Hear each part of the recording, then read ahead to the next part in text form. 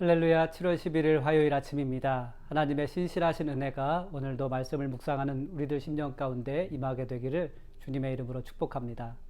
오늘 우리가 함께 읽고 묵상할 말씀은 사도행전 9장 23절 말씀부터 31절 말씀을 함께 읽고 묵상하는 시간을 갖도록 하겠습니다. 여러 날이 지남에 유대인들이 사울을 죽이기로 공모하더니 그 계교가 사울에게 알려지니라. 그들이 그를 죽이려고 밤낮으로 성문까지 지키거늘 그의 제자들이 밤에 사울을 광주리에 담아 성벽에서 달아내리니라. 사울이 예루살렘에 가서 제자들을 사귀고자 하나 다 두려워하여 그가 제자됨을 믿지 아니하니 바나바가 데리고 사도들에게 가서 그가 길에서 어떻게 주를 보았는지와 주께서 그에게 말씀하신 일과 다메섹에서 그가 어떻게 예수의 이름으로 담대히 말하였는지를 전하니라. 사울이 제자들과 함께 있어 예루살렘에 출입하며 또 주 예수의 이름으로 담대히 말하고 헬라파 유대인들과 함께 말하며 변론하니 그 사람들이 죽이려고 힘쓰거늘 형제들이 알고 가이사랴로 데리고 내려가서 다소로 보내니라.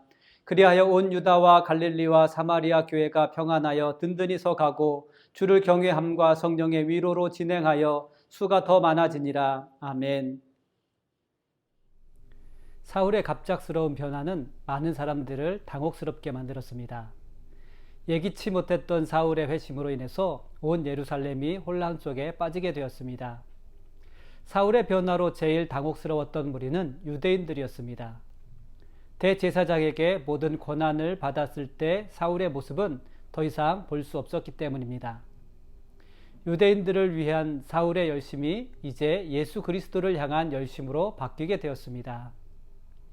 유대인들은 예수 그리스도를 향한 열심으로 변화된 사울이 못마땅했습니다. 유대인들은 예수님과 스데반에게 그랬던 것처럼 변화된 사울을 죽이기로 공모했습니다. 사울에게 베풀었던 유대인들의 호의와 지지가 적개심으로 바뀌게 된 것입니다. 왜냐하면 회심한 사울은 더 이상 유대인들의 편이 아니기 때문입니다. 회심한 사울은 유대인들에게 가장 위협적인 사람이 되었습니다. 사울이 전하는 예수 그리스도의 복음은 마음과 귀에 할례를 받지 않은 유대인들의 모든 치부를 드러나게 했습니다. 그러나 목이 곧은 유대인들은 사울이 전한 복음을 듣고 회개하지 않았습니다. 오히려 목이 곧은 백성들은 베드로와 요한에게 위협했던 것처럼 사울을 위협하기도 했습니다. 사울은 악한 백성들의 위협 때문에 광주리를 타고 성을 탈출해야만 했습니다. 복음을 위한 사역을 시작하게 된 사울에게는 평생 잊지 못할 경험이었을 것입니다. 사울은 평생 잊지 못할 경험 속에서도 복음을 향한 열심은 변하지 않았습니다. 예수 그리스도를 향한 사울의 열심으로 인해서 지지자들과 결별하게 되었지만 오히려 사울은 새로운 동역자들을 다시 얻게 되었습니다. 사랑하는 성도 여러분, 우리는 사울처럼 우리의 지지자들이 적대자로 변하게 되는 것을 경험합니다. 사울처럼 평생 잊을 수 없는 아픔을 경험하기도 합니다. 성을 탈출하던 사울처럼 고되고 외로운 시간을 홀로 지낼 때도 있습니다. 평생 잊혀지지 않는 고통이 수치스러운 것이라고 생각하게 됩니다. 그러나 하나님의 역사는 결코 멈춰지지 않습니다. 고되고 아픔의 시간들을 지날 때에도 하나님의 사람들이 준비되어 있습니다.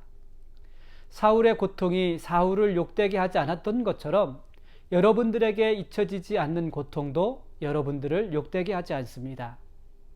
하나님의 신실하심이 나타나는 통로가 될 줄 믿습니다. 놀라운 하나님의 섭리를 깨닫게 하시며 하나님의 은혜 가운데 행하게 하심을 감사함으로 찬양하게 하실 줄 믿습니다. 하나님께서 여러분들을 주 예수의 날에 자랑이 되게 하시기를 우리 주님의 이름으로 축복합니다. 사울은 동역자들의 도움으로 다메섹에서 탈출하여 예루살렘으로 돌아왔습니다. 그러나 예루살렘에 있던 제자들도 당혹스럽기는 마찬가지였습니다. 왜냐하면 제자들과 교회는 스데반 집사의 사건을 통해서 사울을 이미 경험해 보았기 때문입니다. 제자들은 사울이 교회를 박해하고 파괴하는데 앞장섰던 그의 모습을 기억하고 있었습니다. 그래서 교회와 제자들 역시 그리스도를 향한 사울의 열심을 의심할 수밖에 없었습니다. 그러나 바나바가 사울과 제자들 사이에서 중재자의 역할을 했습니다. 바나바는 사울이 어떻게 주를 보았는지, 그리고 부활하신 주님께서 사울에게 하신 말씀과 사울의 열심에 대해서 제자들에게 증언해 주었습니다. 바나바의 중재로 사울은 제자들과 함께 예루살렘에서 사역을 이어나갈 수 있게 되었습니다. 바나바의 중재로 제자들에게 신뢰를 얻은 사울은 예루살렘에서도 담대하게 말했습니다. 바울의 담대한 변론에 맞설 수 있는 사람이 없을 정도였습니다. 바울의 변론을 이길 수 없었던 헬라파 유대인들은 바울을 죽이기로 공모했습니다. 예루살렘 교회의 형제들은 사울의 신변에 위협을 느끼고 사울을 가이사랴를 걸쳐 다소로 피신시켰습니다. 사울은 다메섹과 예루살렘에서 담대하게 복음을 전했습니다. 사울이 담대하게 복음을 전할 수 있었던 것은 사울을 돕는 형제들이 있었기 때문입니다. 제자들과 사울은 예수 그리스도에 대한 체험은 다르지만 예수 그리스도에 대한 공통된 고백을 갖고 있었기 때문에 함께 도울 수 있었던 것입니다. 제자들과 사울은 믿음에 대한 다른 체험이 있지만 같은 믿음의 본질을 갖고 있었습니다. 그렇기 때문에 제자들과 사울은 서로의 부족한 부분을 채워주며 함께 동역할 수 있었던 것입니다. 바나바나 제자들은 사울의 체험이나 믿음이 틀렸다고 하지 않았습니다. 바나바와 제자들은 사울과 다름을 보기보다 그들과 함께 있는 같음을 보았습니다. 같은 믿음을 갖고 있었던 사울을 격려하고 도왔습니다.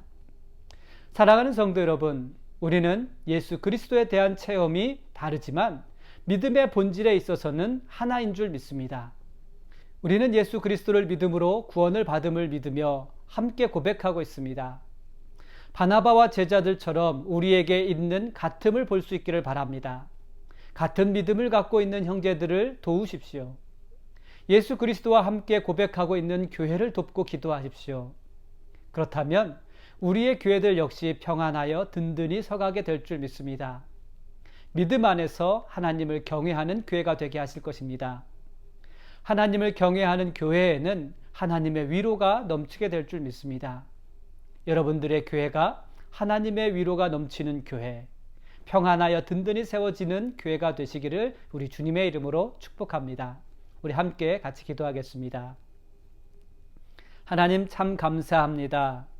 우리에게 한 믿음을 주시고 또 그 믿음 안에서 또 한 소망을 품고 신앙생활을 할 수 있는 은혜를 주시니 감사합니다. 하나님, 우리 안에 있는 그 예수 그리스도를 향한 열정과 또 사랑하는 마음을 주께서 보시고 늘 위로하여 주시고 또 우리들이 섬기는 교회가 하나님의 위로로 말미암아 평안히 든든히 세워가는 그런 아름다운 교회가 될 수 있도록 은혜를 허락하여 주옵소서. 감사하며 예수님의 이름으로 기도드렸습니다. 아멘.